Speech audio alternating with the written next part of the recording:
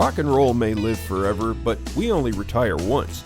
Kevin Lamour of Our Financial Plans and Quadris Investment Services offers a large range of financial solutions from some of the biggest leaders in the investment and insurance landscape of Canada. See how a solid financial plan built with friendly and professional advice can help. Find out more at ourfinancialplans.ca or give them a call at 705-949-1316. Another episode of the Lonesome Cowboy podcast. And, this is, guys, probably about as close to the cowboy that we've come so far. He has his hat on at least that much. And we have today joining us Mr. Pete Eastmure. How are you, Pete? I'm great, Brian. Thank you for having me. Nice to be here. No problem. Thank you. How long actually have you been in this biz, Pete? I've been in the business about 40 years, actually. Okay. And what was your precipitation to say, I'm going to chase this down and do this for the rest of my life? Well, it's actually a little over 40, closer to 50, actually, now when I think about it. I don't know how I got to be so old. I wasn't planning on living past 30, actually. Oh, well, yeah, a lot of us That's thought my like that. lifestyle. Yeah. But I didn't really have a choice. Music really took over for me at a very young age. I had really no idea that music was so important to me. But I took guitar lessons when I was about 10 from the local postman in Collingwood, where I was growing up.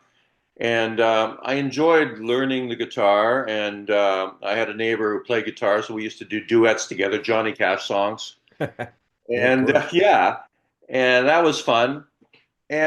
But I was more interested in playing baseball and running around, swimming, and riding my bike, actually. But then when I moved to a farm and a horse farm at the beginning of my teenage years, and it was so isolated that the only thing to do in the evening was play records that I bought and play and learn guitar. So I learned. I have like an 8-track recording of a Stephen Stills song, 4 and 20, that I actually recorded when I was like 14, which actually sounds pretty good. Wow. An 8-track recording. That's crazy. Yeah. I thought I was the only guy that had an 8-track recorder, but you did too. Yeah, well, I don't have an 8-track machine, but I have the thing sitting in my desk. But I remember listening to it one time, and it was pretty good. People said it was good. Yeah. But anyway, the music teacher used to take me around to the different classrooms with my guitar and get me, once she heard I played guitar, because I sang in the choir, and she got me to play a couple songs for people in the class. So I just did what I was told, basically. It wasn't really, I didn't really have any wish to be a performer and that sort of thing. Like I said, I was more interested in hanging out with my friends and playing baseball, right? Riding around. Yeah. Yeah, so then I realized I really loved music, and I was starting to learn other people's songs, like Neil Young songs and James Taylor, and people like that, Paul Simon, a little bit of Bruce Cockburn, and then I had to leave my home at an early age, and I hitchhiked to California. You walked right into my next question. Tell me all about that and what precipitated that. Well, you're living on a farm. You're 17 years old. Your hair is growing long.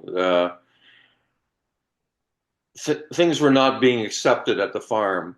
And so I decided things would be better if I hit the road. So I did. And I thought I was like just maybe going to the West, the West Coast, because that's what we did in the 70s. Yeah. Go west, young man.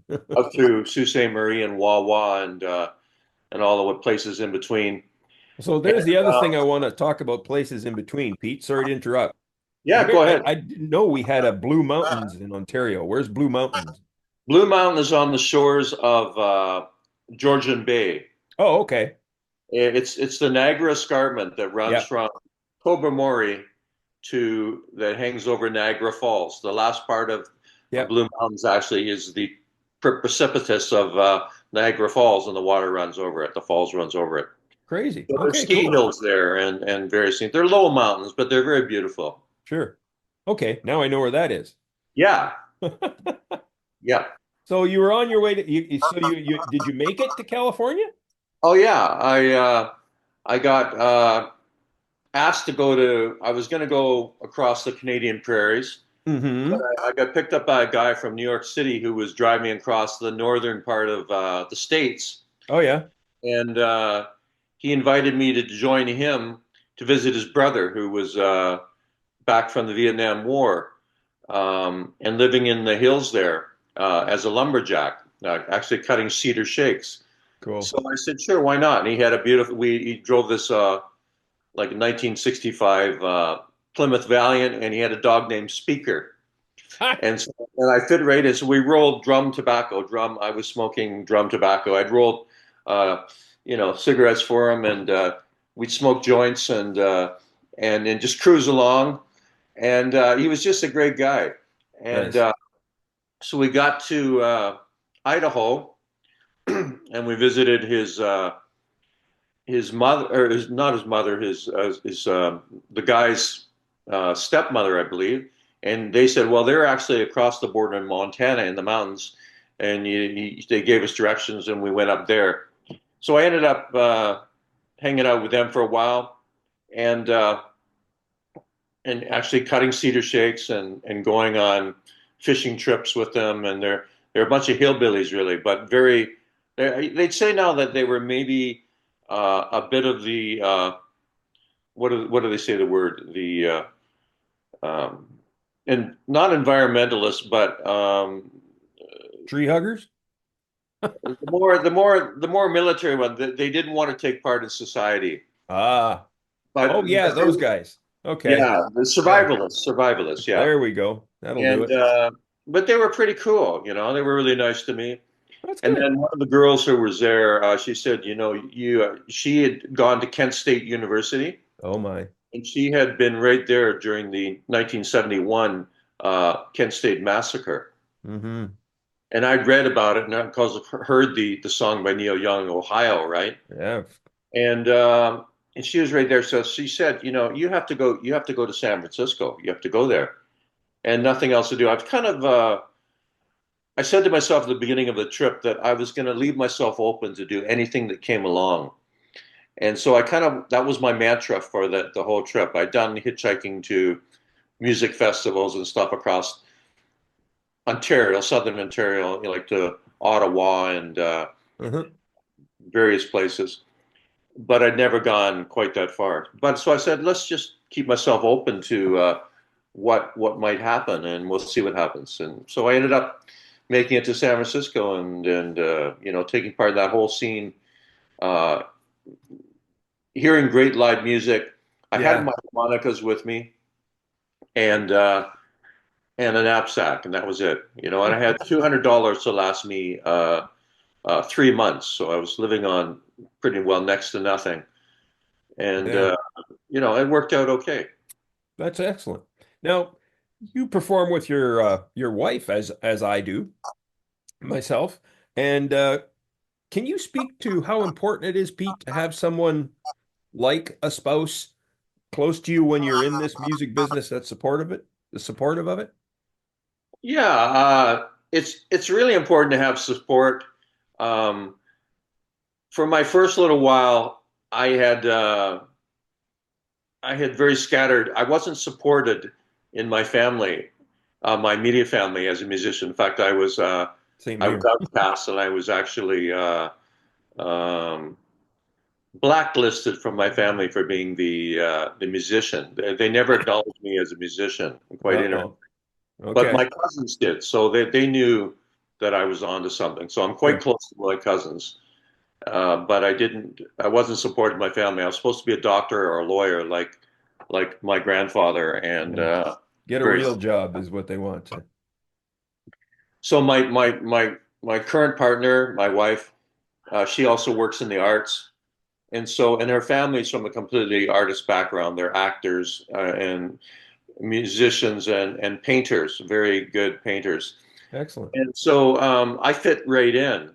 and they come out to all my gigs, and Marie sings with me at backup on my some of my records, and yeah, supports the shows and stuff. So Yeah, that's one of the important. reasons. I mean, my wife, it was kind of unspoken. We've always, ever since we've been together, we've been in bands together. But Yeah, I heard her some singing. Yeah. yes, and that was one of the things when I said I want to do this, and I says, but I want you by my side because I need to have that grounding. And she was like, "Yep, I'm there."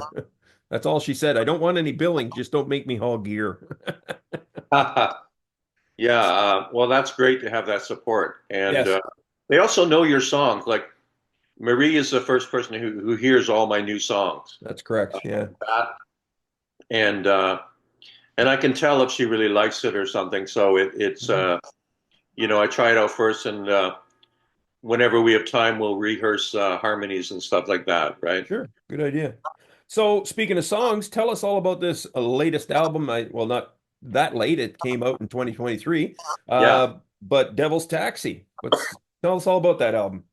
Well, that happened like a lot of people in 23 uh, at the middle of COVID. Everything had shut down, all touring had shut down. Hmm. I was I had all these songs that I'd written. I'd released a record in 2019. I was in New Orleans, doing a showcase at Folk Alliance International. I got deathly ill from COVID because they hadn't announced what was going on, and a lot of people got sick, but I got like deathly sick. But I survived after 2 months, and then of course things got gradually worse and worse, and all the clubs shut down. I had gigs up until March and April, and I at the last, I said I had to cancel all these gigs, and then after I canceled all the gigs, the I guess it was the government shut down all the public entertainment places Oh, and yeah, right. Yeah. all the things. So I was right on the right path. I had to do what I had to do. So without thinking too much, I had all these songs that I was planning on. I had actually been road testing on the last tour in 2019, and I decided, well, I'd like to, continue. What else to do? So I set up a small recording studio in my house upstairs here, and I got a chance to work remotely with a producer from Nashville, a Canadian producer named Steve Dawson, who's a very prolific recording artist and Cool. musician, and he's won I think 8 Juno Awards actually. Wow. So we collaborated, and I do one song a week with him, or depending on how much money I had, maybe one song every 2 weeks. And we would meet on a Zoom call just like this on a Sunday night, and I would have prepared my guitar track, my ghost guitar track, and a ghost vocal track, and I send it over to them, and we talk about it. And Hmm. I say, "This is what I'm looking for. This is what I'm heading for. What do you think?" And uh, and that's what they would go by, and they would do the bed tracks. And then I went back and worked in Toronto at a very cool studio called Canterbury Sound, and it's one of the biggest studios in Toronto. And I redid all my vocal tracks and brought in Rebecca Campbell for the um, background harmonies. She's somebody I worked with like 25 years ago on my first record. Hmm. Excellent. That's awesome. And you've been touring that album around and Yeah, showing it I off to have folks, eh? actually. I was fortunate enough. I arranged around this time last year Yeah. uh, to uh, to plan an East Coast tour. I hadn't been to the East Coast actually in about 40 years. I'd been there to visit, but I hadn't done a music tour. I had a band out there in the late 70s, in 1979, called Shoreham. Okay. I had this kind of wish list to go back to the South Shore of Nova Scotia, see if I could track down any of my old bandmates, see if they were still alive. Nice. As it turns Excellent. out, one of them was Brad Armstrong, still living in the same log cabin in the middle of Chester, Nova Scotia. Oh, wow. And I, I I text him, or I sent an email to him. I said I'm coming out there. I'm going to try to look you up.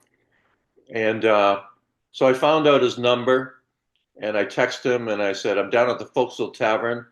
I've forgotten what street you're on, haha. And I knew he was in the log cabin, and so him and Marie and I, we walked up there, and there he was on the porch, looking as great as ever. Same guy, same beautiful guy, same voice, Love it. very inspiring. And we spent a day together. And I was staying at Mahone Bay, just about 20 kilometers away. Uh, and as a bit of a vacation, we took about 5 days to just revisit that area. And so we did about 14 gigs out there, all the way from Prince Edward Island to Ile de Magdalene, which is an island that is part of the province of Quebec. Uh-huh. And we flew out my mother-in-law, who's actually the painter of the album cover, Andre Paquette, Oh, because she's from there originally. The hmm. family is French Canadian. Yeah, of course. And so we and one of my kids, River, and we spent five nights on Ile de Magdalene, the islands, and drove back and forth all from top to bottom, and met some beautiful people. And I swam every day in the very, very cold waters of the Atlantic, I wake you up. and it was just great. Excellent. Excellent. Yeah, So the focus of this podcast, Pete, is DIY musicians, and you and yeah, I are exactly that. We're DIY musicians, yeah. and it's amazing, actually. Even those that are that successful, I'm finding are also DIY musicians. You didn't think they were, but they are. Um, what would you rather be, Pete? Would you rather have a label, or would you rather do it the way you've been doing it all on your own? I'm liking what I'm doing now, actually. I don't see any need for a label in this day and age. We can make our own music. We can do it either as cheaply as possible by just recording all your stuff off your workstation laptop that we're working on right here. Um, there's a lot of great microphones out there. Um,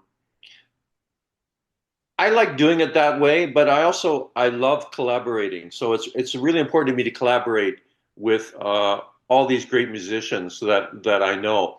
It Hmm. depends on what the song calls for. Yeah. That's where I go. So I mean, I think it's important to build a uh, a team if you can do that. If you're at that point, to have it'd be great to have somebody who did the music bookings. But Yeah. right now, I do it all myself, right? Yeah. And but people like a very straightforward, kind of honest. This is who I am. This is what I look like. This is what you get. This is the guitar I play. I'm playing my Gretsch White Falcon that Yeah. people love. It's like a showstopper. It's like bringing out the Cadillac. I'm playing tomorrow or Thursday night at Grossman's Tavern in Toronto, and we had Nice. a rehearsal on Monday with the band. And yeah, so these are people I've been playing and trying out tunes for the last 15 years. So you have your community. I think your community is so important if you're going to be in the music business because you're not there to make a ton of money. I'm mildly well known. I'm people know who I am in Toronto. People sort of know my name. I get played on radio because the songs are accessible to people. They're Sure. relatable. Yeah. Yeah. Yeah, of course. Excellent. We've seen a lot of changes in the music business, and how the music business operates, really. Do you think there's another big change coming? Like we've seen the big shift to streaming. We've seen the big shift to, getting rid of vinyl and CDs and stuff like that. Do you think there's another big shift coming, Pete? And if so, what do you think might be? I think there's always going to be changes because the whole part of living is changes. Everything changes all the Mm, time. Every molecule in our bodies is constantly moving and changing. So the music is no different. The only thing that is constant is that the music is always there, and it's almost like if you're a songwriter or a musician, it's like a fishing trip. You just dip your pole into it, and you pull out what it is that you want. Mm. that comes to you. I predicted like about 10, 15 years ago that streaming would be the way that we'd be doing things. I actually predicted, and not that I'm the only one, that we'd be doing exactly what we're doing here. And that is, I'm talking to you from my living room in the metropolis of Toronto, and you're in your living room studio in, I think, Sault Ste. Marie, possibly, Yeah, yeah, you got it. and we're doing a Zoom call. So if I hadn't met you in person at a conference somewhere, we wouldn't be having this conversation here. True, So I true. think it's really good that we're doing this. So we're using technology, but we're not going to let go of the roots of what we're doing. Uh, I feel a lot of enthusiasm and gratitude for the new players that are coming along. People like Molly Tuttle Mm. playing incredible bluegrass, and Billy Strings, Oh and yeah, Sierra, Farrell, uh, Sierra yeah, Farrell. a Yeah. great mandolin player, Hall, great mandolin player. Oh, Uh, yeah, Sierra Hall too. Yeah, my partner Marie, I had written like I've written a lot of songs. Actually written over 1,000 songs, and I played very acoustic stuff for a while, and I went into a kind of a more rock and roll period where I was playing electric guitars. But she said, "Oh, the kids love it when people love it when you play acoustic guitar and play harmonica and sing." And I was like, I like done, I was over that. But then I realized that people were just loving it still. And so I went back and practiced my acoustic guitar. And actually, I bought a new one, something that I've been waiting for a long time. Just a small Martin 00018 guitar. Nice. I ended up spending the last 2 years just playing that guitar all the Kind time. kind of like a parlor style, eh? It's like a little parlor guitar. It's a little bit longer, I think, than a parlor, but the Right. sound of it is incredible, and it really improves your guitar playing by by honing in on those old songs. And I worked on some flat picking, and I worked on again my finger picking that I really love to do. Hmm. And so people know me now, well, currently as a quite an okay finger picking style guitarist and singer songwriter, and I just love the tone I get out of it. That's So awesome. it's a never ending journey. Yeah, Uh, exactly. so are things changing? Vinyl is still back. I only listen to vinyl around the house. Yeah, I guess we How could about say that you? the big change is probably the old stuff's coming back again, I guess. Aha. Yeah, yeah, for sure. The sound people are getting sick of looking at their phones and and listening to CDs. And there's no CDs in the new cars these days, right? Yeah, I know. That That's ain't right. weird, That ain't right. eh? Yeah, That dog don't that's hunt. weird. Yeah, so they listen through streaming. Well, that's okay too. Yeah. But I have an older car that gets me around. It's running great, and it's a hatchback, and so it's great for touring. But Yeah. it has a CD player, and I'm really glad it hasn't broken down. Yeah, And same whenever here. I do a new artist, that's where I do most of my listening in the car as I'm traveling around, right? So Hmm. it's good. Gotta love it. But Excellent. vinyl is the way to go. I'm probably going to press vinyl at some point, a limited edition for Devil's Taxi, because Yeah. that's a really nice sounding record as well. So, Hmm. and people are only buying vinyl these days. That's about They're it. not buying CDs. Yeah. So once upon a time, they said, well, once this is all over, live music will come back. But it didn't, Pete. Um, You mean the so, pandemic? yeah, pretty much. Yeah, I don't even like to say the word anymore. I As, know. but they said it would come back. I did. It's definitely not. If anything, businesses or venues are failing. What do you think's going on? How come it didn't come back? Well, economically, people are not going out for live music as much as there's some places in Toronto, regular places that have held on, and I play at a few of them. Um, but the idea of live music is something because there's so many other distractions. I think you can go and watch. You can sit for like 6 hours and watch your Netflix or your Crave TV, and never have to leave your house, right? Or I notice people still go to the big concerts, like they go to Taylor Swift, they go Yeah. to. Uh, Which is what they shouldn't do. well, I don't mind Taylor Swift actually. I'm Well, not. I'm not saying her in particular. I'm just saying drop the big shows. You know what I Yeah, mean? no, it'd be Start great spending to your money with support the local. small artists. Yeah, it's great to support local. I don't mind supporting global as well if it's somebody artist you like. Everybody's going to Bruce Springsteen concerts Yeah. and having just the greatest time. I've been to a Bruce Springsteen concert, and it's an experience. I think everybody in there should go to one if they haven't been to, because Bruce is amazing. Yeah, I've heard. But you should also support the local artists. So, but I think it's people like me and you.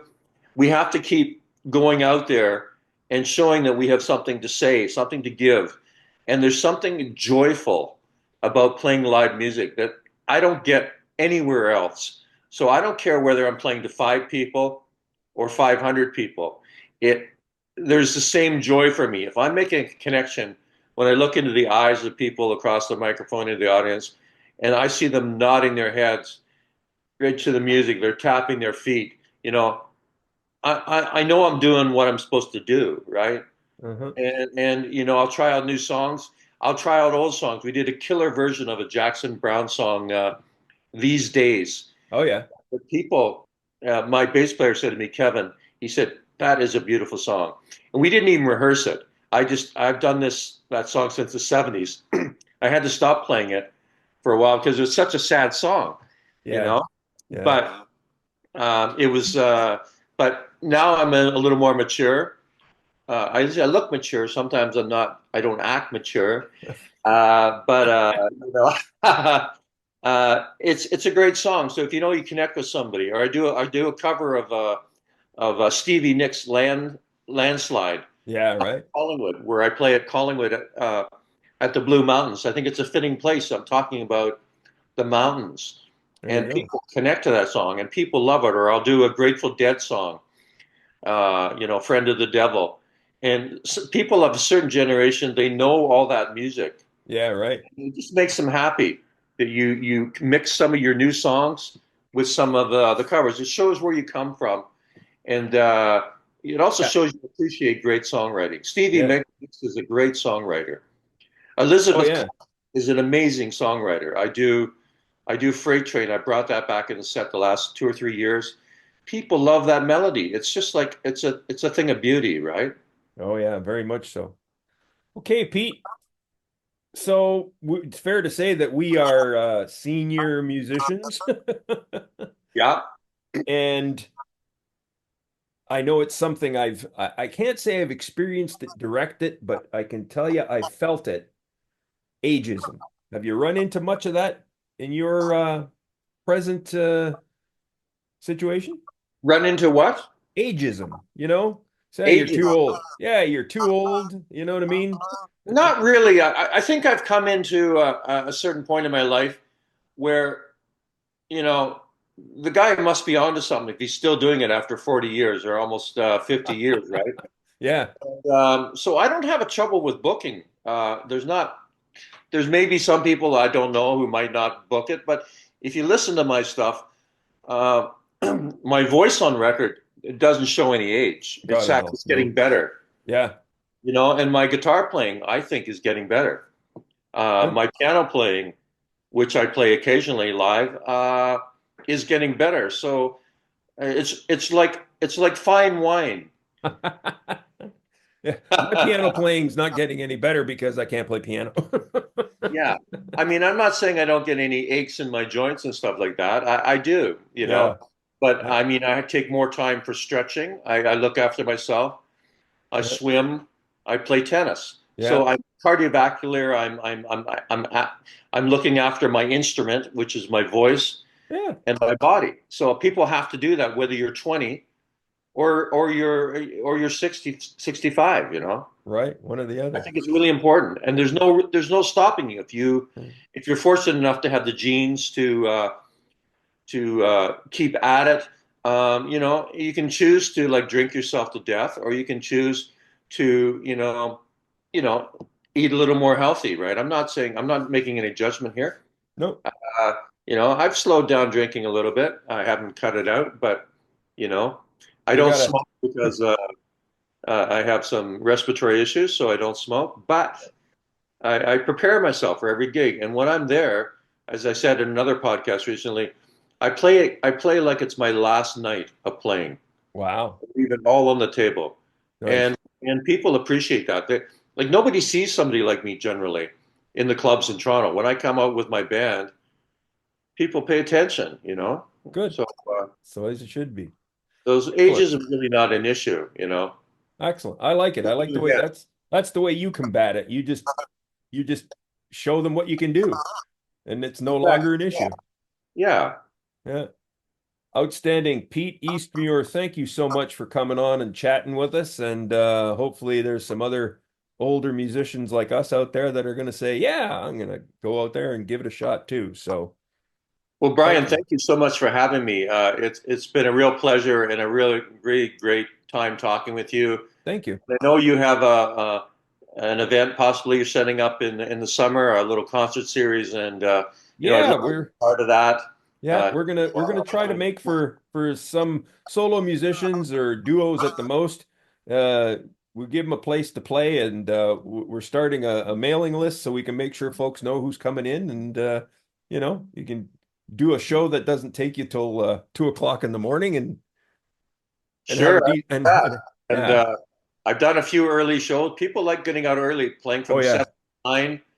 And then I get to go and have dinner with friends afterwards. yeah, So we did that up in Collingwood recently after I was playing at the Collingwood Brewery, yeah. and I ended up hanging out with my old high school friends. There you go. How good was that? Excellent. Gotta love it. Gotta love Yeah. it. Excellent. All right. P. D. Smure, his latest album, Devil's Taxi. And I just love that title. And a cool video to go with it that I just watched actually before I started talking to Pete. Pete, tell the folks where they can find more about you and your music. Yeah, I was just about to tell you that. You can find me at my website at peteeastmure.com, peteastmure.com. You can also find me on Bandcamp. And you can also find me on all the streaming platforms like Spotify, Amazon, Apple. So you can download the stuff. I think there is a collection of all 5 of my albums on Bandcamp you can get for a discounted price of like something crazy like $33 or something like that. Gotta love it. And yeah, and I'm doing shows all over. So you can just go to my website and go to tours and you'll see where I'm playing next. Outstanding. Pete, once again, thank you for coming on the show, and we'll be watching and keeping in touch. Thank you, Brian. Thanks once again for having me. And say hi to your wife again for me. Yeah, you certainly will. Thank you. We'll see you next time. You bet. Rock and roll may live forever, but we only retire once. Kevin Lamour of Our Financial Plans and Quadris Investment Services offers a large range of financial solutions from some of the biggest leaders in the investment and insurance landscape of Canada. See how a solid financial plan built with friendly and professional advice can help. Find out more at ourfinancialplans.ca or give them a call at 705-949-1316.